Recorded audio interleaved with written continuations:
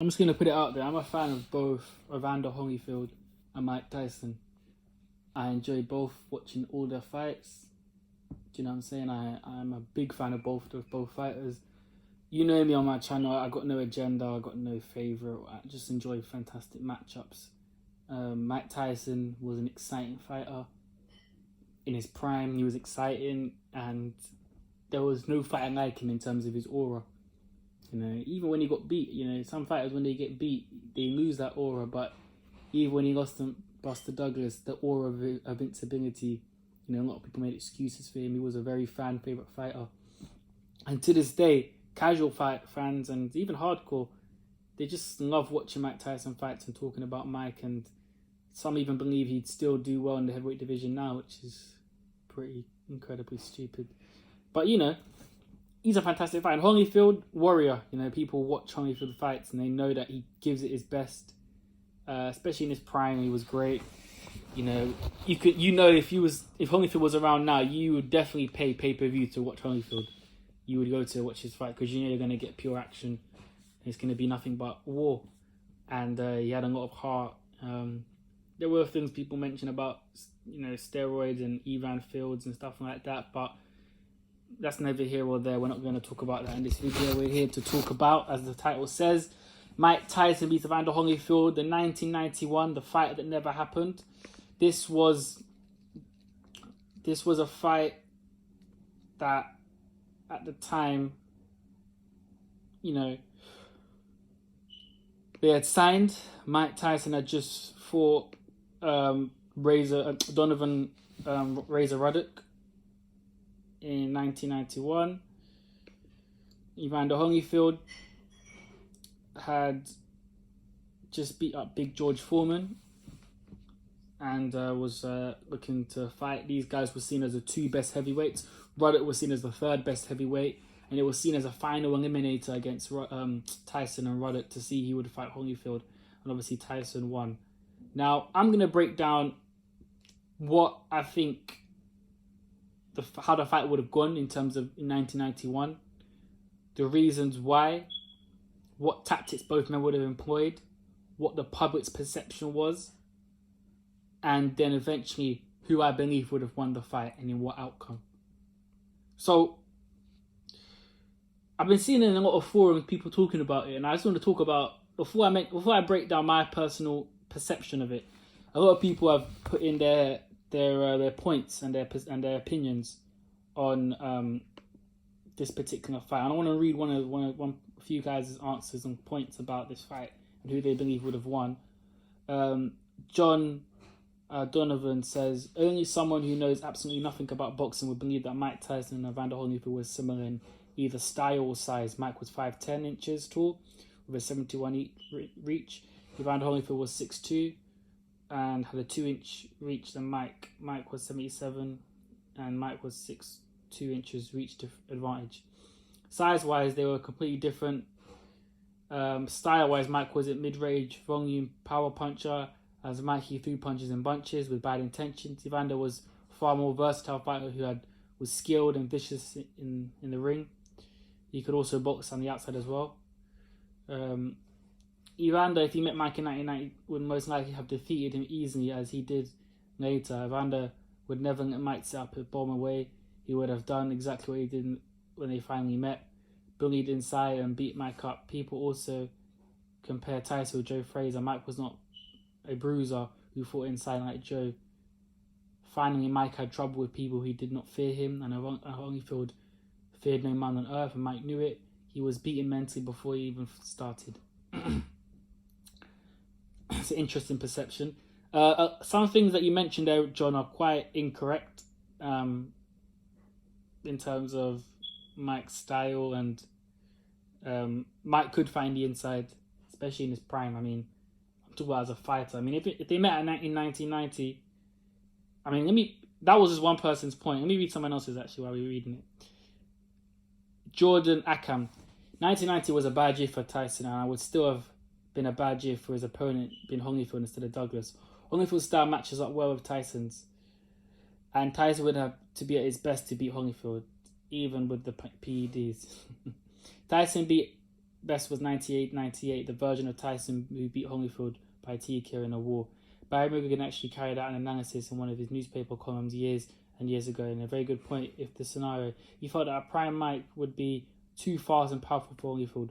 Both guys would catch and hurt each other plenty, but ultimately Tyson's superior firepower would have got the job done. Interesting. Bob Jarrett. He would have trained a lot harder than he did for Douglas, but it would have been the same outcome. The two heavyweights matched up very well together. Both are very small, short heavyweights and about the same size and very fast, tough and strong. Both like to go head to head, so it couldn't be a bad fight. The edge Holyfield had on Tyson was he knew that he was strong, tough and fast as Tyson. He knew he could stay with Tyson on the inside and outbox Mike whenever he wanted to. Interesting. It's a good question. Oh, this is from Hassan. It's a good question, although I can tell you that in 1990 scenario, Mike would lose again to Evander Holyfield. 1990 was a bad year for Iron Mike. He wasn't the same after Cuss died. His divorce troubles of Robin Givens was getting the best of him, while it was still a shock for him to lose to Buster Douglas. If there was any year it could have happened, it was 1990. Holyfield was firmly taking advantage of Mike and the mental state he was living in and getting to him. Interesting. We'll take two more answers before we go into my points. Sean Brian Kirby. Evander Holyfield was always going to beat Mike. If you weren't afraid of Iron Mike and could fight, you could beat him. Holyfield was one of the best boxers in history and a great warrior, and he was given any heavyweight you could name trouble. Tyson had a fantastic tools, but Real Deal was fantastic in everything from his conditioning to his endurance and his boxing skill. And we'll take one last person. Mark Adams. Tyson would have been destroyed in the same way he was by Douglas. It was not a world-class fight anymore because Rooney had left his corner. He wasn't practicing his peekaboo defense that made him such an awesome counter-pressure fighter before his body had lost it because he wasn't doing proper conditioning training and he was completely bored with the sport. Only if he would have beaten him easily. Interesting. That's just some few people who've put in their thoughts if the fight would have happened, what they believe would have happened. It's interesting to get people's opinion, isn't it? I think the vast majority of people picking Holyfield to win. And you've got to think, when we look at these scenarios, we have to bear in mind these guys did fight in 1996. And Holyfield soundly beat him both times. Stopped him in the first fight, and Mike bit his ear, as we know, and he basically quit his way out the fight by biting Holyfield's ear in the second fight. But that's 1996, and boxing, guys can change in terms of how good they are in a matter of years. That's just boxing, you know what I'm saying? Well, we've got to take that into consideration. We did get to see them fight, but in 1996, both guys adopted a different style in that fight. Particularly Holyfield, was a different style that he usually fought. Just showing some differences, but we have to take in consideration that we have seen footage of Holyfield beat up Mike, and when we are thinking about what would happen, at the back of a lot of people's minds, they do believe Holyfield would beat Mike because they've seen Mike lose, and it would only be a fresher, younger Holyfield in 1991, wouldn't it be, compared to 1996? But I think it's perfectly plausible what each guy said in the forum.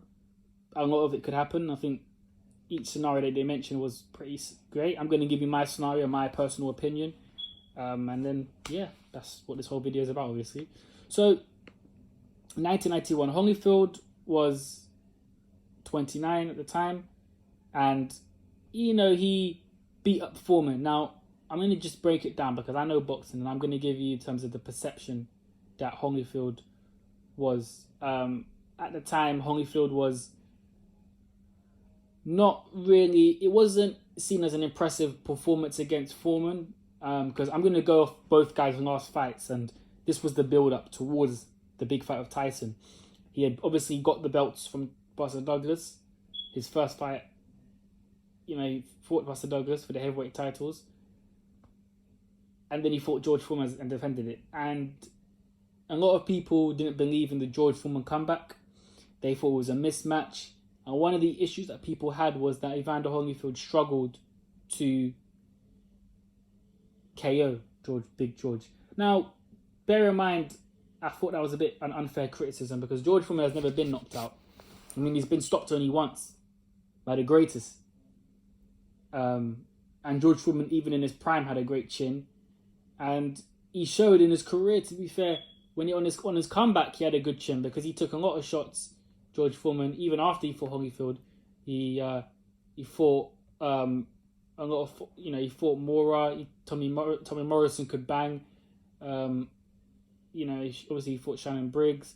He fought a lot of journeymen and a lot of guys, but to be fair, Foreman did fight guys and he only got stopped once in his career, even though he lost.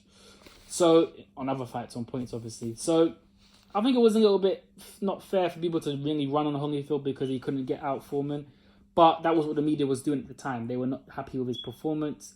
Big George seemed to stun Holyfield with a big right hand in one of the earlier rounds and hurt him. It wasn't that badly hurt. He wasn't that badly hurt. But you see, in the Douglas fight, Douglas never had a chance, and he was out of shape. Douglas never had a chance to see if Holyfield could take heavyweight punches in terms of he wasn't really taking a lot of punishment against Douglas at all. So we didn't really see that much. It was just a wipeout, wasn't it, against Douglas? So when he fought George, that was the big acid test to see where Holyfield's at. And yeah, he won on points, defended his titles, but he didn't look good. He got rocked. He did hurt Foreman a couple of times, to be fair, but he just didn't have the punching power to get Foreman out there and the natural aggression and sting to get him out there. Although he did put a beating on Foreman, and Foreman said that himself. He was badly hurt, and was very impressed with Holyfield's performance. So we got to bear that in mind for Holyfield in terms of his last fight, and Holyfield was knocking guys out at cruiserweight, but he hadn't knocked anybody out in heavyweight. He stopped James Buster Douglas, which again people weren't really impressed with because Douglas was out of shape and it was but Holyfield could only do what he could do. He could beat who he's got in front of him. Now, whereas Mike didn't have the best performance either in terms of going into a Holyfield fight. He fought Donovan Razor Ruddock, who was seen universally in all the governing bodies in boxing as the third best heavyweight. So bear in mind, Mike fought Donovan Ruddock. The first fight, he put a lot of pressure on Ruddock. Ruddock was trying to counter with his check hook. Ruddock was really a one-trick pony in terms of his punch variety. He didn't have a jab, even though he was a very tall, athletic guy. He barely threw his right hand with a lot of power and meat on it. It was really his left cross, his left hook, and his left uppercut, which was really the power punch. And it was kind of shown in the two Tyson fights that, especially in the first fight, he didn't have a lot of versatility. That was stopped prematurely in the 7th round, Richard Steele. So people were happy with that. So they had a rematch. And the second fight was brutal, particularly because Mike was, we started to see a decline in Mike's head movement. He was standing in the pocket. He was taking, that's one of the fights where if you want to see Mike Tyson's chin and testing it, that was a fight where his chin was tested because he was taking clean shots and there was no head movement. And obviously it's not good to take shots. But Mike had a chip on his shoulder because he wanted to show people he was tough. He would have preferred to show his head movement, of course. He did have a bit of, he was showing good signs of head movement, but he was taking a lot of shots against Ruddock in the second fight. It went the distance. It was a brutal fight. I think Mike burst his equilibrium. Ruddock broke his jaw, and he still continued fighting. Mike dropped him a few times in both fights. I think he dropped him twice in the second fight. He won a unanimous decision. Both guys threw a lot of low blows. It was a very dirty, rough fight. It was an incredible war. And Ruddock was really never the same after that fight in terms of his punch resistance. He was getting rocked all over the place. Obviously got beaten a few times after that as well. So obviously, so just to get back to the point, but Mike fought Ruddock in 1991. Holyfield fought Foreman, and the big fight was looking to happen. Now, I think people would have favoured Holyfield in the bookies by a slight edge, considering the two common opponents they had at this time were Buster Douglas And obviously, Holyfield got busted out there, and Mike lost. Mike had shown that he can be beat. And if you have a good jab and a good game plan and a good uppercut, you could beat Mike. Now, breaking down, you know what I'm saying, Mike and being in his prime, Mike was, he didn't lose his head movement. He didn't lose his commitment outside of the ring. There was a few issues. We've got to address them, because in 1991, there were issues that Mike had in terms of with Robin Givens, in terms of the whole thing of his training, his mindset. The fame was really affecting Mike, and it was affecting his training. So he wasn't doing as much conditioning as he should be. He was always in shape, but in terms of his boxing training, he had left Kevin Rooney, and we could see quite slip in his boxing style. He became a bit more flat-footed. We saw that in the Ruddock fight, and he just relied more on his chin and his punch power. He was still counter punching pretty well in the Ruddock fight, but you could see that he was losing his style bit by bit. Whereas Holyfield was, as a cruiserweight, he was always a great fighter. He was always on his toes, good counter puncher. He could box long range. He had a good jab. His jab wasn't always frequent, but when he needed to use his jab, he could. Holyfield was somebody who didn't like to war a lot. Even in the Foreman fight, he was trading. He traded a lot in the Dwight Muhammad Qawi fight when at cruiserweight, which was a tough fight for him. But because of his conditioning and his chin and his toughness, he would always get the better of his opponents. And he had a lot of tools in his arsenal. He could fight in the inside pretty well. He didn't show it at this stage of his career that much. But again, because of the opponents, he didn't have to. He was countering. He was a fantastic counter-puncher at this time. And he showed that against Big George. And he showed that in his cruiserweight career. And the reason why he was undisputed cruiserweight, because he just, he had the will and he had the skill, consistency and the conditioning. Holyfield had gone rounds before, obviously, plenty of times. So he was conditioned well. He hadn't gone rounds at heavyweight. Obviously, he went 12 rounds of Foreman, which was a good pace. But yeah, people were questioning Holyfield's power. And it would have been an interesting fight. I'm obviously going to get to the point of who I think is going to win and how the fight would have gone. It was a big fight. It wasn't going to be a lot of money fight. It was a big fight. Don King got it ready. Obviously, the reason the fight didn't happen was two reasons. One was it got postponed because Mike had an elbow injury or something. And obviously the second part was when he went to prison. So we're going to assume that there was no elbow injury or there was no prison. And the fight happened. The records on Holyfield was 26-0. Mike Tyson was 41-0. Who would I have picked? Well, I think Holyfield would have been favourite in the fight. I think Holyfield was not scared of Mike, but we have to remember, I know one of the people in the forum mentioned any opponent that wasn't scared of Mike had a psychological edge. I wouldn't say that, because the fight just before, Ruddock was not intimidated by Mike, not at all. In both fights, he came out swinging. He didn't run. He didn't hold. He came up punching and he took a lot of Mike's shots. He got back up and he kept fighting. And there was a lot of trash talking in that fight as well. And Mike Tyson famously said, if he doesn't die, it doesn't count. That's what he said about Ruddock. Ruddock wasn't fazed. He still went in there and he fought his heart out. So we know Holyfield wasn't scared of Mike. He wouldn't have been intimidated. Mike's confidence obviously wouldn't have been at its best at the moment, because he lost to Buster Douglas. Holyfield had never lost before. In terms of how I feel like the styles they would have put out, I feel like Mike would have looked at the fight with Foreman and thought to himself, Holyfield is susceptible to getting in a slugfest. If he doesn't use his natural advantages, his reach and his boxing ability to move around, because Mike always struggled to pinpoint movers, and especially at this time of his career, where his feet and his foot movement was very non-existent, especially in the Ruddock fight. Ruddock was standing in the pocket and fighting. Ruddock didn't have quick feet himself, so it was a very toe-to-toe fight. Whereas Holyfield has the ability, and he showed in his cruiserweight career, he even showed against Foreman, that he can get on his toes and jump around and hurt and, counter you. So, but then again, Holyfield didn't like to go to war. Now, at this time, a lot of people were questioning Holyfield's power, and I believe that Holyfield's game plan would be similar to Buster Douglas's. He would want to stick jab out, push Mike back with the jab, but also make sure he counters him and is aggressive enough to try and use the uppercuts and use the left hooks. And from the jab, open up uppercuts. And when he gets in the inside, mix it with Mike and try and get him out of there. I believe Holyfield would have definitely wanted to knock out Mike Tyson, particularly because the fans, the media, everybody was questioning Holyfield's power at heavyweight, especially because of the Big George performance.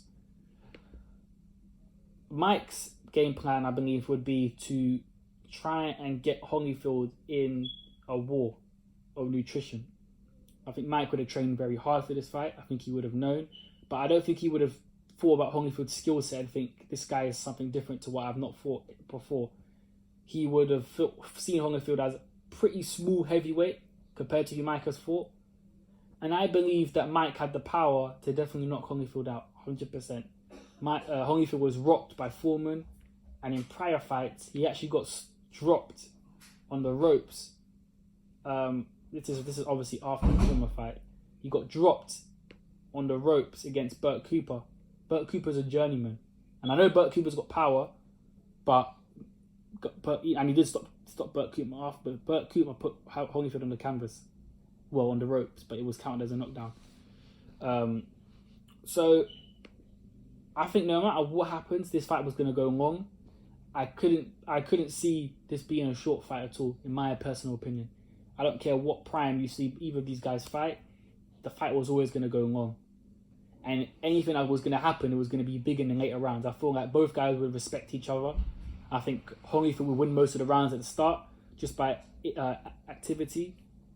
I feel like at this point in his career, Mike took a lot of heavy shots against Ruddock. And Ruddock, in my personal opinion, being a natural heavyweight and being a massive puncher as well, at this point of his career, I would say, and you guys can debate me or not, that Ruddock had more power than Holyfield, especially one punch power. Maybe Holyfield had better accumulation and better accuracy, but Holyfield had way better one punch power, and he hit Mike with one punch. But then again, when Mike got knocked out by Buster Douglas, it was an accumulation of punches that got him finally out. So I believe Holyfield could definitely hurt Mike, especially with the accuracy and the counter punching and the speed. I think the speed would have been interesting to see. I think both guys would have definitely slugged it out. I think Mike would jab a lot more in this fight than he did against Ruddock, and he would definitely try and get in. I think the inside exchanges would be great. I could see Holyfield getting hurt. I could see both guys getting hurt early, but surviving. I think Mike would try and get Holyfield out of there quite fast at the start and realise that Holyfield is much tougher than his other opponents. And I feel like Mike would definitely wobble Holyfield, hurt him. But I feel like it will be a toe-to-toe. I'd say after 6 rounds, I think Holyfield would be ahead. You'd be interested to see. I think the pressure would be on Mike. But ultimately, I would have picked Mike to win a razor-close decision against Holyfield. That's my personal opinion. I believe if there would be any knockdowns, I just can't see... I couldn't see Holyfield dropping Mike, in my personal opinion. Just because Mike, at this point in his career, he was very tough. Mike always had a good chin. But in this, especially in the Ruddock fight, Mike was very good at smothering his work and not getting hit at times. And even if he was hurt, he would. Because he was hurt against Ruddock. But Mike was very good at smothering and holding you. And I think just because at this time, Holyfield just didn't show that kind of accumulation of punches to get you out. I just feel like I reckon nobody would get put down, to be fair. I think Holyfield would get wobbled hard, but I think he would fight hard. And I feel like it would be first half Holyfield would box and outpoint Mike and frustrate him, probably counter his head off and probably hurt Mike a few times. But I think in the second half, Holyfield will start to brew a lot with Mike and it will become a bit more competitive. I think Mike would hurt Holyfield, probably rock him. Probably rock him late in the fight, maybe 8th or 9th round, but not be able to finish him off because Holyfield had good powers of recovery. 9, 10, 11 would be Mike's rounds. He would go hard. Holyfield would fight hard. And I think it would be a razor-close decision. And because of the politics, and Don King would be promoting it, and because of what people would have expected, I would say Mike would win maybe even split decision. I would put Mike Tyson split decision win in an absolute war. And they would probably have a rematch, and we're not going to talk about that because that's more unrealistic. But I would pick Mike Tyson to win on points. And the reason why, I just feel like he would be able to hurt Holyfield more times, and I feel like the brawling that Holyfield would employ in the second half of the fight would suit Mike, and he would be able to get better of the exchanges and actually outwork Holyfield at times. But because of his accuracy and probably maybe the explosiveness of his punches to the judges, I think Mike would get the decision on the points, on the cards, and have Mike Tyson will win on points. That's my personal opinion. In 1991, I believe Mike would win on points. Very close fight, very tough fight. Both guys get hurt. I don't think anybody would get dropped. If somebody was going to get knocked down, I would pick Holyfield, but I wouldn't rule out Holyfield hurting Mike and maybe dropping Mike either. I wouldn't rule that out. But I just feel like that wouldn't happen. In my head, how I could see the fight, I could see it. Both guys getting hurt, getting first 6 rounds. Holyfield would be using his jab and bobbing a weave, on his toes and moving around, and had Mike would have to chase him, probably work him to the body. But I feel like from round 7 onwards, Mike would probably take over, and I feel like Holyfield would result to snugging like he did against Foreman at times, and it would be an entertaining fight.